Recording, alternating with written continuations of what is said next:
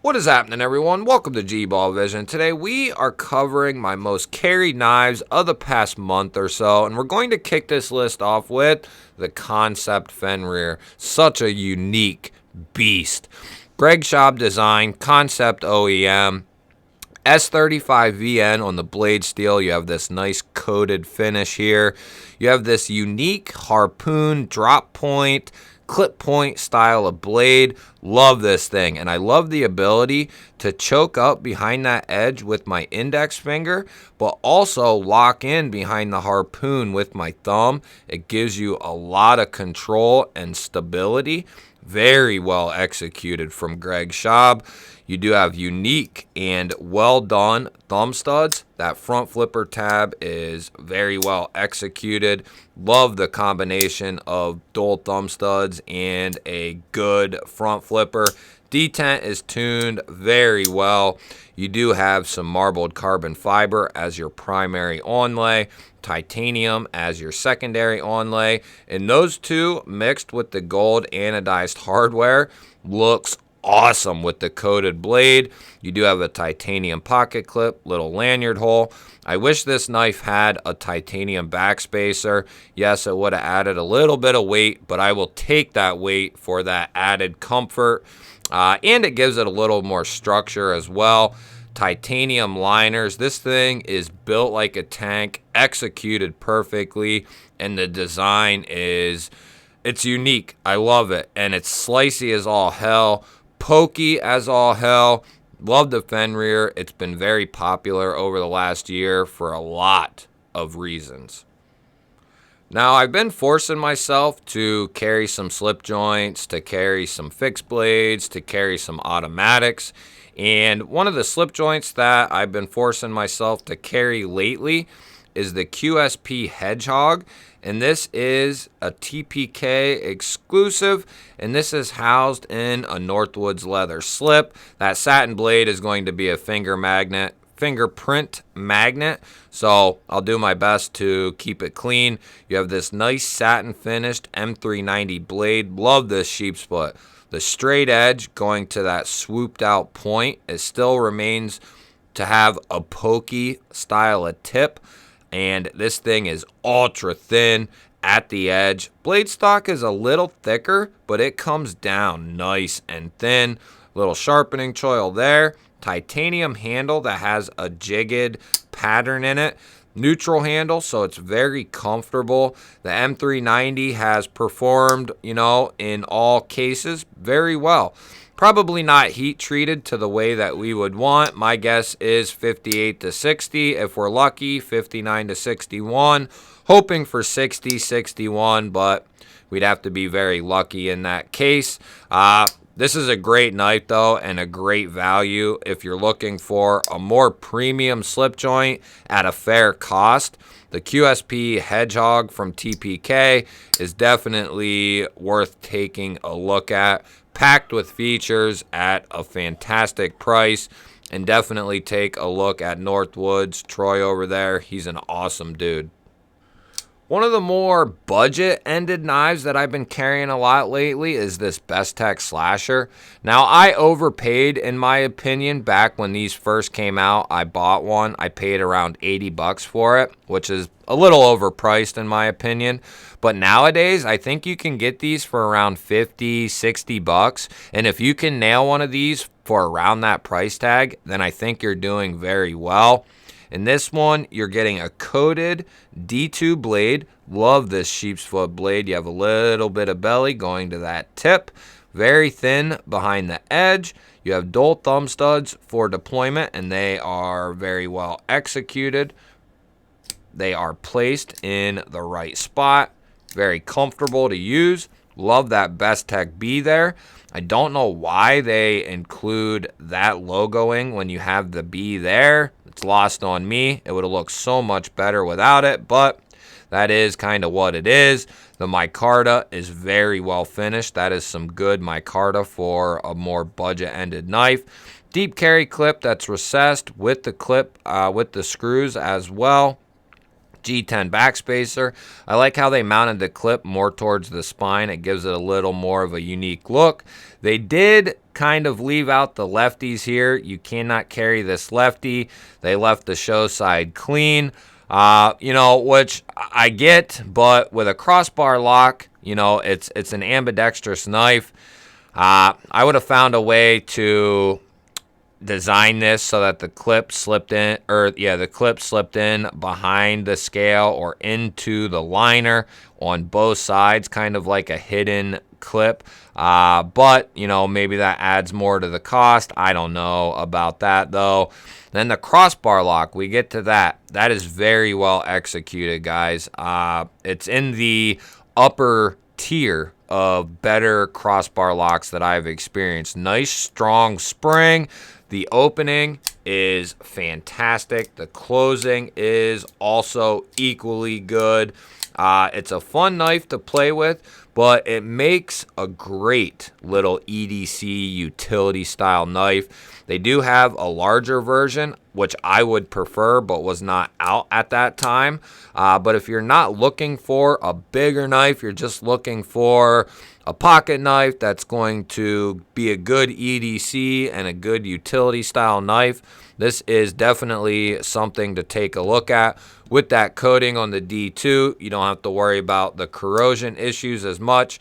D2 is a pretty tough steel, and it also holds a pretty good edge, and with that coating, the corrosion resistance is going to be a lot better. It makes for a nice little EDC package. Next up, we are talking about one of, if not my favorite button locks of all time, the Hog Exo1. Guys, I've handled over 40 production button locks, well over 40 at this point. I own over 30, handled over 40, and this is the best made, strongest plunge lock button lock knife that I have ever handled. The tolerances are perfect in this knife. The lockup is perfect. This thing is built like an absolute tank. You would think this was a compression lock. You would think this was a crossbar lock. It is not. It is a button lock with the plunge lock, just built like a tank, USA made. These come in under $200, and don't get bent out of shape over that price tag. For that, you're getting a USA made knife with, like I said, some of the best tolerances, the best build quality in a button lock you can find. Perfectly heat treated 154 cm in my opinion. Stone washed finish on this guy. Nice useful drop point blade. The edges that Hog gives out from factory are almost second to none. I put them up there with Spyderco. I put them up there with TRM. Out of factory, Hog has some of, if not the best edges when they want to, just sharp as a razor right out of the box, and it has held up. It has maintained that edge for quite a while. That stone wash finish allows you to, use and abuse this thing in a sense and it not get marred up like certain finishes will. Aluminum handles in this case. They make a G10 version that is also a little bit cheaper. You have this cool texturing that's been milled into it. Very well finished, and everything is chamfered and softened. And because of the way they design these scales, they come together at the spine, giving you an acting backspacer, which makes this even more comfortable. You have a hidden lanyard loop back here in the spine of the knife. Lower mounted pocket clip, yes, but guys, I have to say this thing works extremely well. If you're looking for a knife that you want to be able to get in and out of pocket easily, this thing works extremely well. They do make aftermarket clips for this, and like I said, strongest button lock that I've ever handled, and that's without actuating this secondary lock measure. When you add that in, that prevents you from pushing this button in. It just slides behind the button and doesn't allow you to push it in the open position. It is just extremely strong. I love the barrel around the button. I love how they kind of milled this circular pattern into the button. It's just an extremely well done, well finished USA made knife coming in at a great price point. It's hard to beat this. If you're looking for a strong button lock that is fun and very user-friendly, I wouldn't look any further than Hog, and specifically the EXO1. Just a fantastic button lock. Next up, we'll touch on this one quickly, but guys, I can't quit carrying this freaking knife. The Vased RS Chaos White Mountain Knives exclusive in LMAX steel. Satin finish on this Wharncliffe blade. Love this straight edge going to this nice pokey tip. The satin finish is well done. The edge came fantastic out of box. Nice and sharp, nice and thin. Full finger choil here for a nice choke up behind the edge. This, some people have said they don't care for this, and I don't know either way, but the way that they did this, your finger lands right there, and that almost acts like some jimping there. And I wish they would have just brought that, all of them, up instead of just these two. It would have really been absolutely perfect. I don't know why they didn't just incorporate all of them to go over, but that's all right. It's very comfortable. The cutout is very well done. Flipper tab is very well done. The detent on this thing, I don't think I can fail this. Yeah, as soon as you kick this out, it just kicks itself out. Anodized pivot collar, titanium button, titanium backspacer, titanium pocket clip, titanium handles. Just an amazing knife. If you can get one of these, get your hands on one, LMAX or M390, I'd go LMAX if I could, but if I couldn't get LMAX, I would go M390. Very comfortable, very slicer, very slicey, a great utilitarian blade shape for work, for everyday carry. This thing is very hard to beat, guys, in my opinion, and it will be, at the end of the year, one of my favorite knives of the entire year, if not my favorite knife of the year.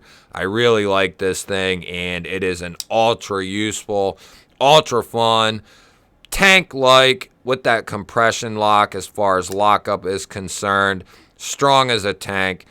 This thing is a winner from Vased. Just a pure winner.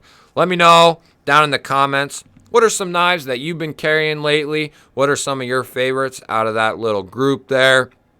I love hearing from you guys. The more comments you leave, the more interaction, the more thumbs up that you give, the better and more that the video gets pushed out there. I really appreciate it when you guys hit the thumbs up, leave a comment. I love hearing from you guys. I love hearing from new people, new subscribers, people who are here and are not subscribed. Hit the subscribe button down below. I'd love to have you here and welcome you to the G-Baller family and to the brotherhood here. You would be welcome with open little arms. For everyone else, I love you guys, and I will catch you on the next one.